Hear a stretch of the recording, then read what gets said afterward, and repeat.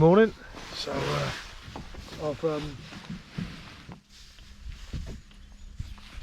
we've been out this morning for a couple of hours. I didn't know whether we'd catch because we're only dead baiting, so I haven't done a howdly doodly. How you getting on? This is morning 3. Did alright yesterday, 6 pike, couple of nice perch, biggest just over 2. And I've got a bite, so on that basis I've turned the camera on. I'm just going to let that take some line. While that takes some line, I'll get ready. I'm just going to I've been flying the drone this morning, so I'm just going to put the drone away.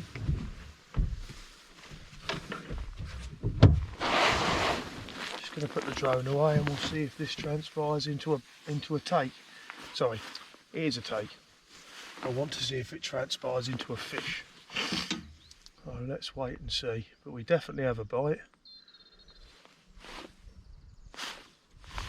The float is now moving away.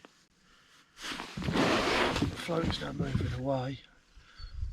I'm using big circles, so instead of the old school way of, you know, avoiding deep hooking by striking straight away, I like to wait until the fish is physically swimming away, and then I'll just gently wind down and let the circle do its job. Since I stopped using trebles for dead baiting, I've never ever had a deeply hooked fish. So I might not hook as many. I might, you know, there's a good time. It's a good few times where you don't hook as many as you'd like to, but when you do hook them, they don't tend to fall off, and you don't deep hook any pike, because trebles are a bloody nightmare at best. So I'll let this pike have a good opportunity to eat this fish, and then we'll wind down and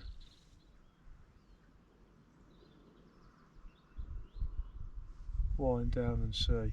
If it's only a little jack, it might only have hold of the head. So let's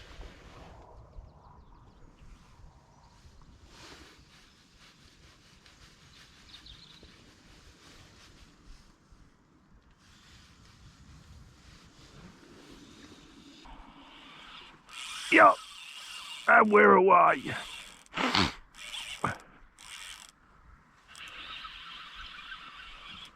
And we are away. Hopefully she doesn't come off. Let's get the net.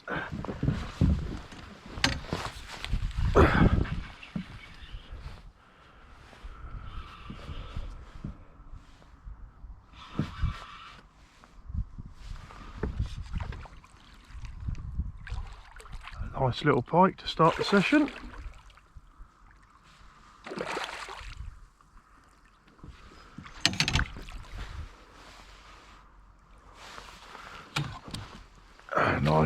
Nicely hooked in the corner of the mouth with the single doing its job.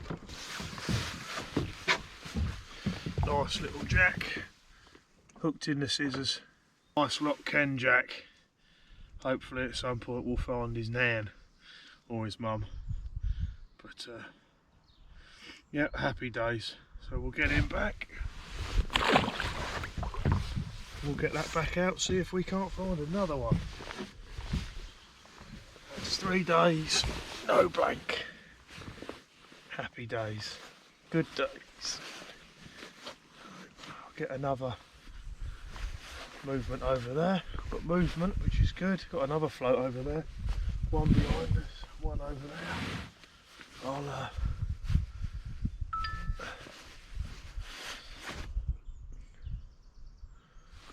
get another bait out.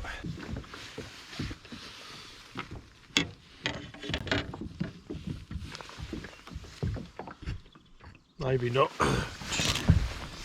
Just had a small knock on the what is the left hand rod, you can't see right behind us. It hasn't produced or turned into a bite just yet, so we'll leave it a bit longer, come back to it.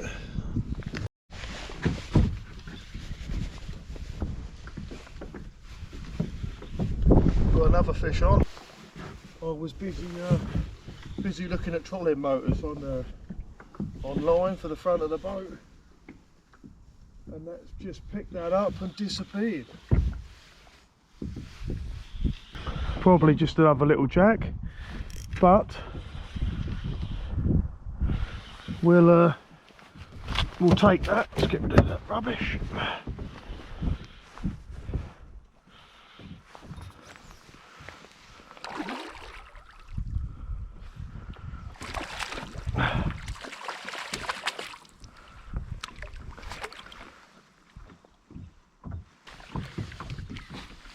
In the net. There we go. Another little lock Ken jack. Not bad for a first trip, really. Got to get used to the water and the conditions. We'll get him back.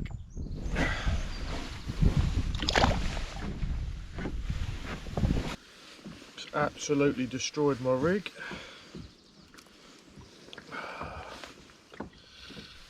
That's basically it. The sliding float, and then what was a nice straight bit of 40-pound wire with a circle hook and a mackerel head. That, as you can see, is now absolutely wrecked. So that'll be time to get that retied. Let's tie up a new one. See you in a bit.